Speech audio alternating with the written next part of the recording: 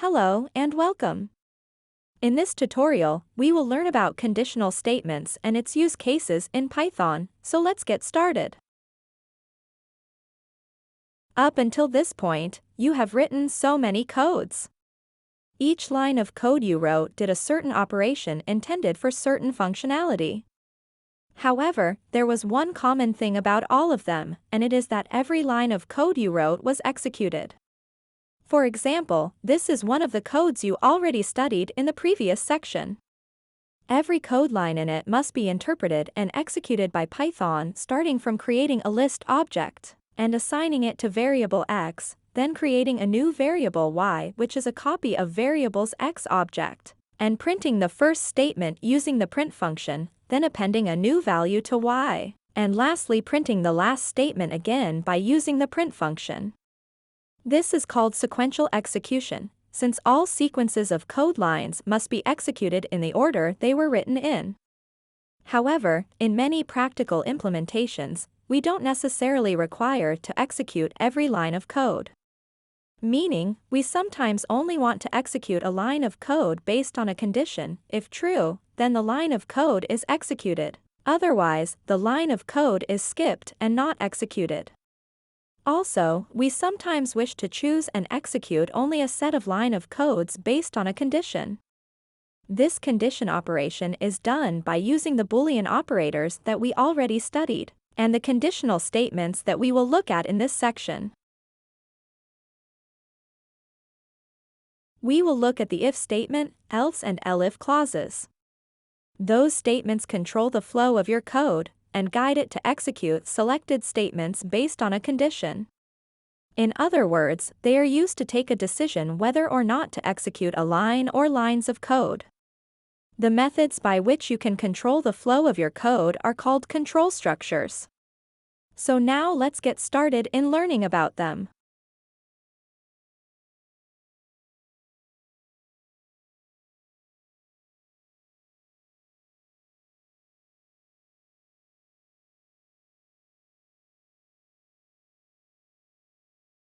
The if statement is the simplest form of the expression's execution decision-making process. Just so you know, an expression means a collection of variables, constants, values or functions that make a line of code to be executed. This is the syntax for using an if statement, and it consists of three things. First is the if at the beginning of the syntax, which tells Python's interpreter that there is a decision to be made whether or not to execute the expression. The second is the condition, which is a Boolean expression that returns true or false. Then lastly is the expression, which is the body of the if statement to be executed. If the condition returns true, then the body of the if statement is accessed and the expression is executed. However, if the condition returns false, then the body of the if statement will be skipped and not executed. So now, let us see an example. In this code example, we have three sets of code block in it. Each code block is executed in order. First block is where we define a variable x with an integer value of 5. Then, the second block is where we define a variable y with a float value of 10.7. Then the last block is the if statement. The condition of the if statement is x is less than y, and the expression of the if statement is the print function whose input argument is a string value. Since indeed x is less than y, the condition is true and the expression of the if statement is executed as you can see in the output. However, what if x is equal to 50, so variable x becomes greater than y? Therefore, the condition x is less than y is false, so the body of the if statement is skipped and not executed, and therefore no output is obtained nor displayed.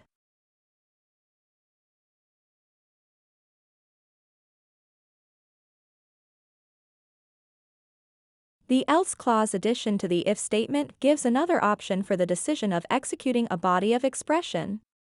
We saw in the if statement that if the condition is true, then the body of the statement is executed. However, if it is false, then the body of the if statement is not executed. Here where the else clause comes in handy in some occasions because it provides two expressions instead of only one. Expression 1 belongs to the if statement and expression 2 belongs to the else clause. Let us see how it works. If the condition is true, then expression 1 is executed and expression 2 is skipped.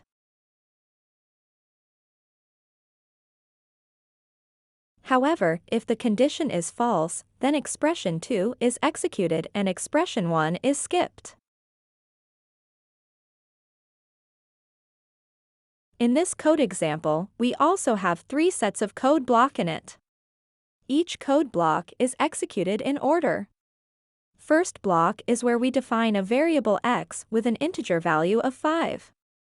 Then, the second block is where we define a variable y with a float value of 10.7. Then, the last block is the if statement including the else clause.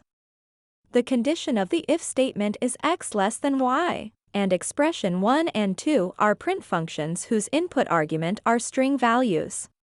Since indeed x is less than y, the condition is true and expression 1 of the if statement is executed as you can see in the output, and expression 2 of the else clause is skipped.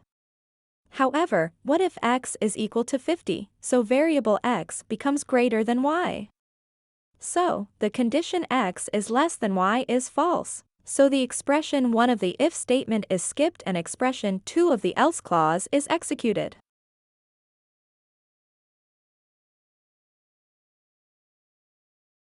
So far, we have looked into if statement and if-else statement.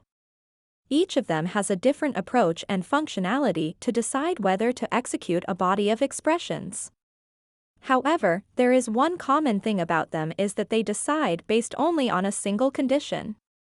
What if you have multiple conditions coupled with multiple bodies of expressions to control the flow of your code? Here where the elif clause comes in handy. This is the syntax of the conditional statement including if, elif and else clauses. This is the most general syntax of a conditional statement since it contains the 3 of them. Note that you can have as many elif clauses in this conditional statement as you want, and the else clause is optional. Unlike the else clause, the elif clause is associated with a condition similar to the if statement. So let's see how it works. First, condition 1 of the if statement is checked. If true, then expression 1 is executed and all other expressions are skipped and the conditional statement comes to end. However, if condition 1 is false, then expression 1 is skipped and condition 2 of the first elif clause is checked. If true, then expression 2 is executed and the rest of expressions are skipped and the conditional statement comes to an end. However, if condition 2 is false, then expressions 1 and 2 are skipped and condition n of the nth elif clause is checked. If true, then expression n is executed and the rest of expressions are skipped and the conditional statement comes to an end. However, if condition n is false, then the body of the else clause is executed, then the conditional statement comes to an end.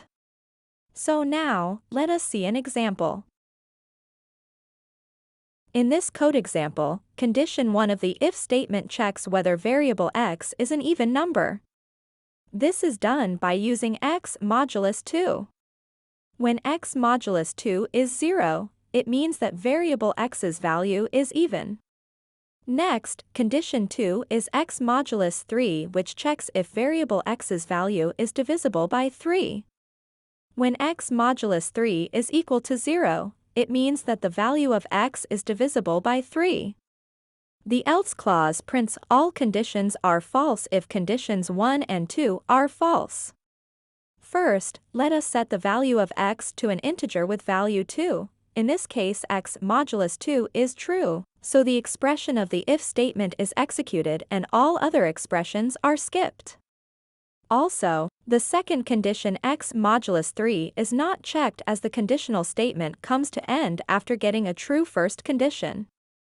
Now, let's set a new value for x with integer value equal to 3.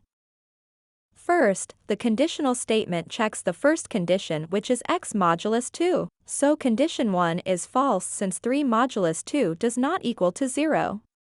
Therefore, the first expression is skipped and the conditional statement checks the second condition.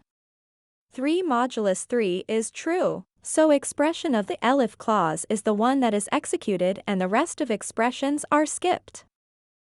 Now, let's try a float value for variable x to see what happens. The conditional statements checks the first condition.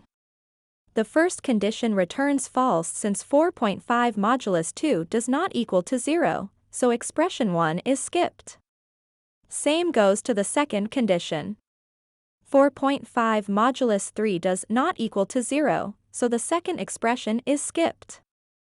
Therefore, the expression under the else clause must be executed as shown in the output of the code.